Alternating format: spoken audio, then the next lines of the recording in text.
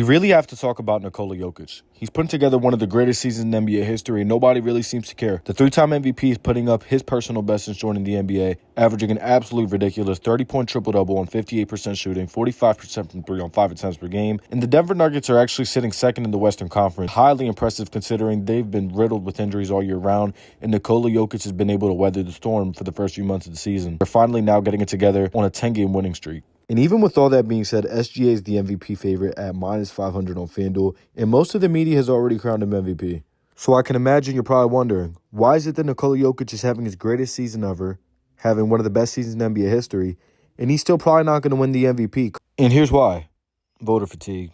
One of the very unfortunate things about basketball is we tend to overlook consistent greatness. Nikola Jokic falls victim to this, and so do many other players. Put it very simply, Nikola Jokic is just a victim of his own greatness. He's been putting up the best stats in the NBA for the past 5 or 6 years, and he's really gained some steam on becoming the best player in the world, and he's put some separation between him and the next guy to a point where we're almost numb to Nikola Jokic's greatness, despite this being his greatest individual season yet. As opposed to a guy like SGA, who isn't having a season as great as Nikola Jokic's season, but he's something new to talk about. He's someone that hasn't won the award before, so people just rather give SGA his first MVP than give Nikola Jokic his fourth, despite him being probably at the peak of his powers. To put into perspective how dominant Nikola Jokic has been, this is the Denver Nuggets offense with and without Nikola Jokic. These are the best and worst numbers in NBA history. That quite literally means that Nikola Jokic on the court gives you the best offense in the NBA ever, as opposed to Nikola Jokic off the court gives the Denver Nuggets the worst offense in NBA history. That's how valuable Nikola Jokic is to these Denver Nuggets. If you take into account defense, despite the fact that Nikola Jokic is actually a pretty decent defender, it's just he'll never get credit for it because he's not like a shot blocker or anything or a good rim protector. When Nikola Jokic is off the court, the Denver Nuggets lose the game by 10 points, which means if you're the other team, you gain 10 points in your favor when Nikola Jokic goes to sit down. Those are outrageous numbers. Not to mention, the Denver Nuggets really don't have that great of a roster. Most of the season, they haven't even had Jamal Murray. Aaron Gordon's been out a lot. And Michael Porter Jr. has been on and off all season. He basically has them at 37-19 single-handedly. And a lot of people are going to point to the success of Russell Westbrook.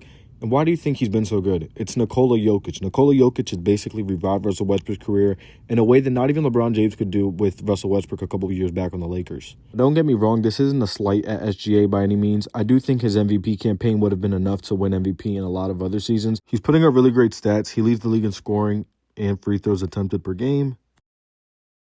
Either way, he's having a really great season. The Oklahoma City Thunder have been the best team in the Western Conference. Pretty much wire to wire, they've held the best record in the West. Now, I'm not going to use it against him, but I just think he has a lot more to work with. The Oklahoma City Thunder are pretty much a perfectly built team from the ground up.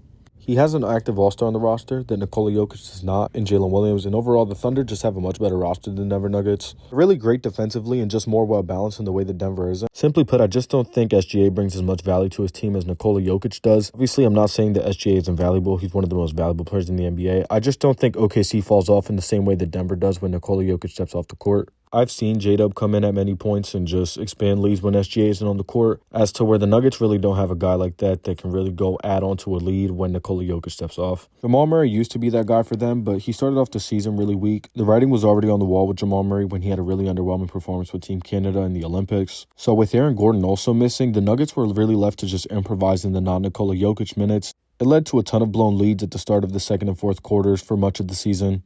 Jokic, in my opinion, has been the textbook definition of what an MVP is supposed to look like. Alongside the fact statistically he's been putting up the best numbers in NBA history post-Wilt Chamberlain. With all that said, hopefully the voters don't screw him out of becoming the 5th player in NBA history to win 4+ MVPs.